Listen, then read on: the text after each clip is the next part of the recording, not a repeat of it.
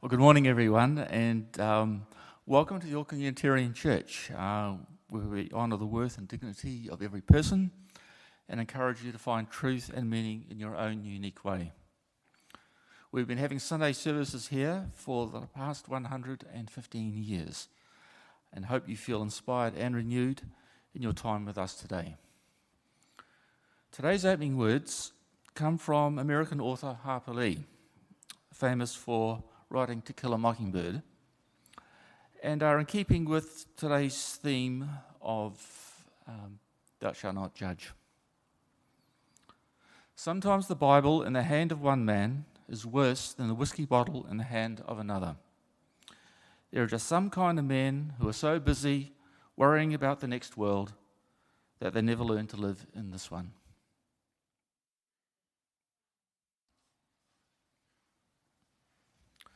So today's talk will be given by Sharon Robinson. Sharon, along with her husband Dave, joined our church about 1.5 years ago, having previously been members of the Unitarian Universalist Church of Augusta, Georgia. Along with being a mother to 4 children, Sharon has worked professionally as a physiotherapist, performed on stage, worked with the Peace Corps in Canada with her husband Dave, and is currently self-employed as a professional midwife, recently delivering, unbelievably, something like 10 babies in the last 2 weeks. That sounds exhausting. I can also vouch for the delicious pumpkin pie that she makes. I'd now like to invite Sharon to come up to the podium to give today's main talk.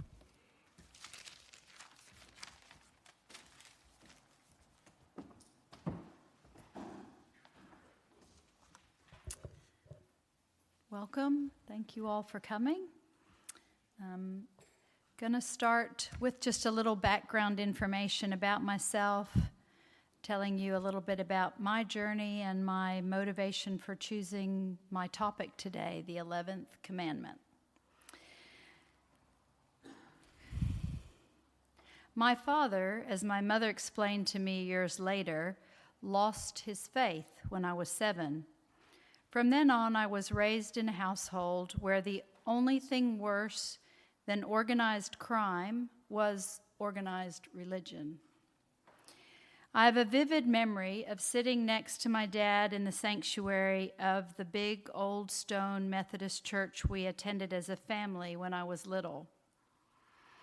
After standing on the church podium, or on the church pew next to my dad, singing a hymn with lots of references to our Father and feeling very grown up and proud of myself, we sat down, and my father put his arm around me and whispered in my ear, "Sharon, I have something very important to say to you, okay?"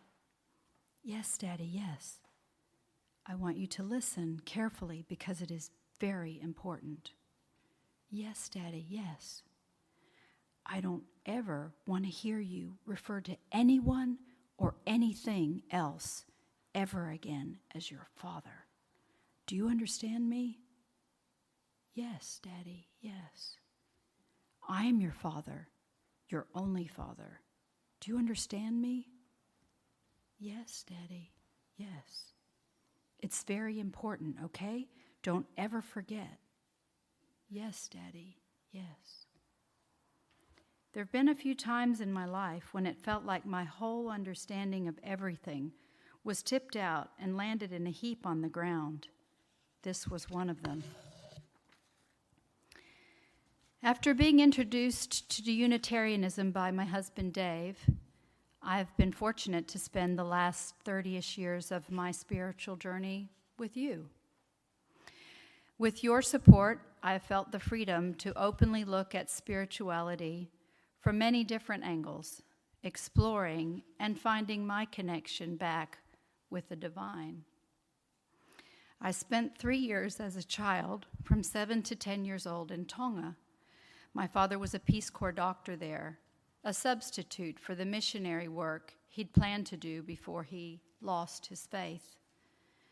During a return visit with friends and family to Tonga as an adult, I found myself saying, when I was Tongan, instead of when I lived in Tonga. And I realized that that was how I'd felt. It was while living in Tonga that I began to establish a sense of who I was, to develop my sense of self-identity, and to understand how I fit into the world where I belonged. As parents, Dave and I took our children, Adam and Sarah, to Cambodia. I knew from before I even had children, when I did, I would want to take them somewhere to live where their perspectives about what is okay would be expanded, just like mine had been in Tonga.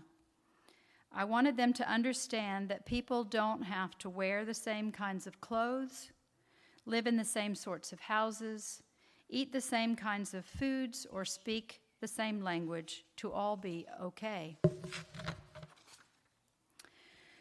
While I searched for a life partner and someone to be the father of my children, I sought someone who would be willing to go with me, take our children to faraway lands where they would have valuable formative experiences, similar to those I'd had, that would also expand their perspectives, so they would not be judgmental. I thank God I found Dave. It was during our 2.5 years in Cambodia that we added our son, Vibol, or Will, to the family.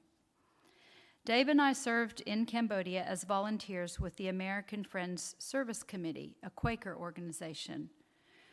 When we left the U.S. for Cambodia, I had just received my Master's of Science degree in midwifery from the State University of New York in Brooklyn.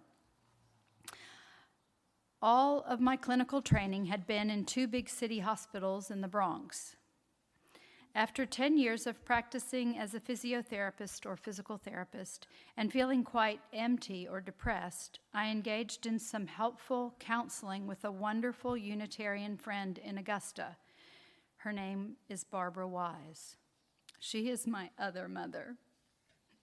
She helped me to acknowledge the fact that I had been a victim of incest, emotional as well as physical incest, that I had been sexually abused by my father, that I had been like the other woman to my mother.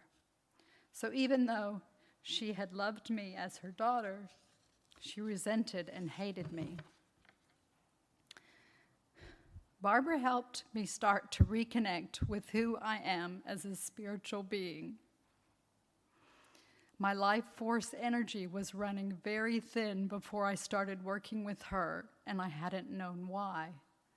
I thought I just inherited defective mental health genes from my mother and was doomed. With Barbara's support, I decided to follow what felt like my calling and retread myself to become a midwife in this lifetime. Barbara was the midwife who helped me give birth to my authentic self. After graduating from midwifery school and not knowing how I was going to survive in the medicalized U.S. obstetric arena, Dave and I, Adam and Sarah, went to Cambodia.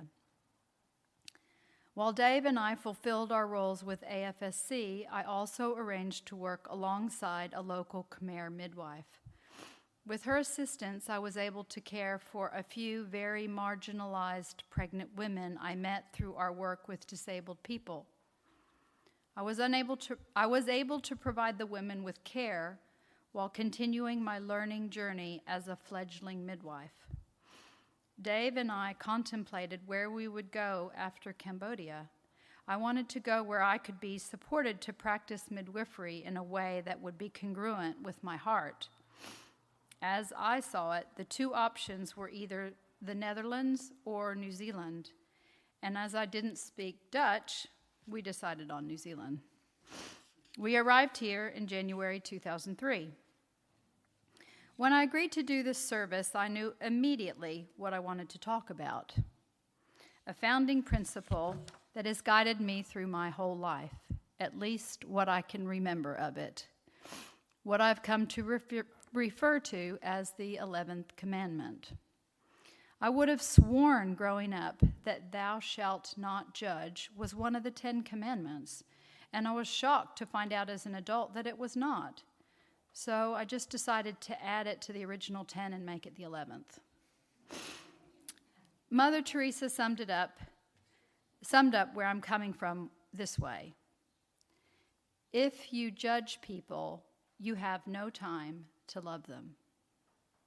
Thinking about and preparing for the service has proved to be a very interesting exercise for me.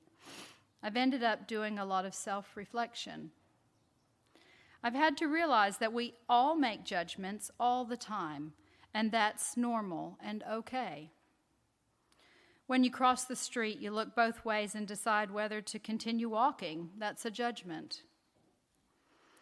At its core, a judgment is an opinion or decision based on thoughts, feelings, and evidence. We make hundreds of them every day. It's how we function in the world.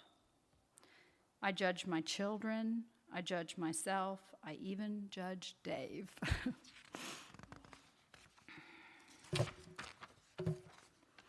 According to corporate image consultant and personal brand strategist Ann Hinson, within the first 7 seconds of meeting someone, our brain makes 11 different decisions about them, including their intelligence, socioeconomic status, education, competence, and trustworthiness. This is a subconscious process people cannot control. There are both negative and positive judgments. If you saw someone give food to a homeless person, you would instinctively make a positive judgment about his or her character. Judging only becomes a problem when we make unnecessary, hurtful, or unfair judgments based on little evidence. Can you think of examples when others have judged you in ways that were hurtful?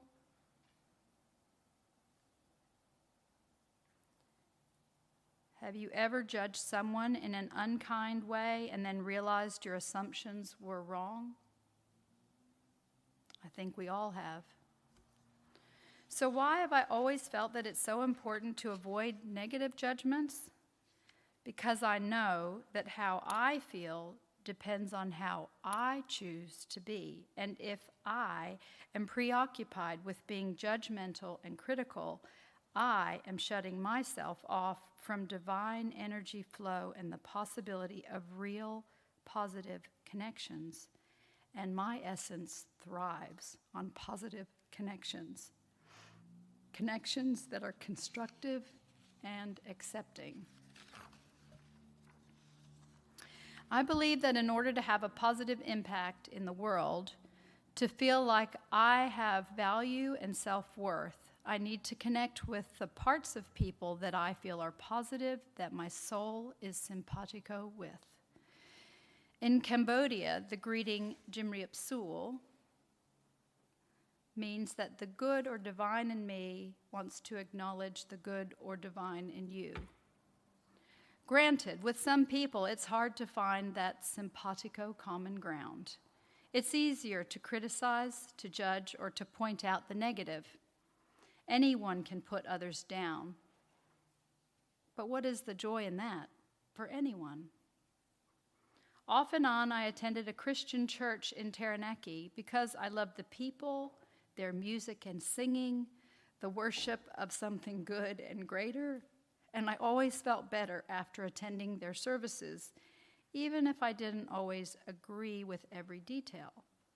I often cried as I felt the songs of praise and worship, sung with open hearts and compassion, filled an emptiness within me. I needed to love and accept myself, to feel worthy and acknowledged for the beautiful being that I am. I needed to come to terms with the divine essence within me that is here on earth to love without restraint. In order to feel like I had permission to believe in a creative universal force or God, I felt like I had to come up with a rational explanation for what God is. This is how things worked with my father. Stupidity wasn't tolerated. He was a very intelligent man, good at debate and insistent on logical rationale for everything. Here's what I came up with as an explanation to prove to my father that God exists. Who knows what entropy is? Any scientists here? Anybody willing to give me a definition? The winding down of order. Any other words to explain it? Energy? Energy change, but anything specific about that energy change? So it's like a breakdown or a randomization. What I think of is, you know how you put a drop of dye into a glass of water, and within a little while, it's just the whole glass is a faint tinge of the dye color because it's dispersed and become more random and dissociated to the point that it can't get any more random. So it has there's an energy force in the world that causes decay or dissociation. It's caused by a natural force that happens on its own, and it's a force like gravity. It just exists. Well, obviously, there's an opposite force that brings things together, organizes things, and helps them to grow and reproduce. Otherwise, we wouldn't be here. We would not exist. There would be nothing living at all anywhere. But there's living things everywhere. That force, the organizing force that is opposite to entropy, is what I've come to understand and give myself permission to believe is God. So what does that have to do with my 11th commandment? What I somehow always knew from my own personal experience and conviction was an essential guiding principle to live by. Again, as Mother Teresa put it, if you judge people, you have no time to love them. In making all my relationships and encounters with others, whoever they are, wherever they are, whatever their circumstances, as positive as possible, I believe I will lie down on my deathbed with a calm mind and a comfortable heart.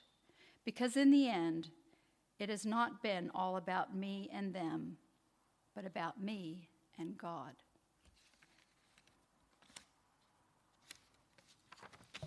So I'd like to close with the following. Ubuntu, South African concept. My humanity is caught up, is inextricably bound up in yours. A person is a person through other persons. One belongs to a greater whole and is diminished when others are humiliated or diminished. Blessed be.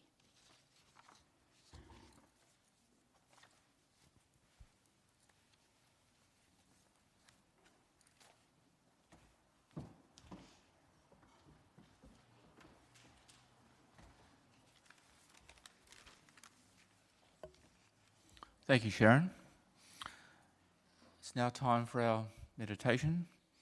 So let us open our minds and hearts to the place of quiet, to the silent prayer for the healing of pain and the soft, gentle coming of love.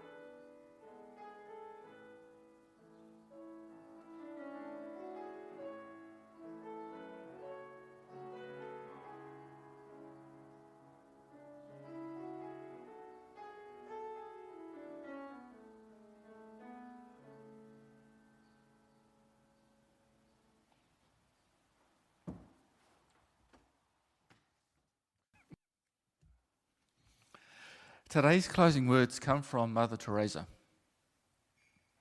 People are often unreasonable, irrational, and self-centered.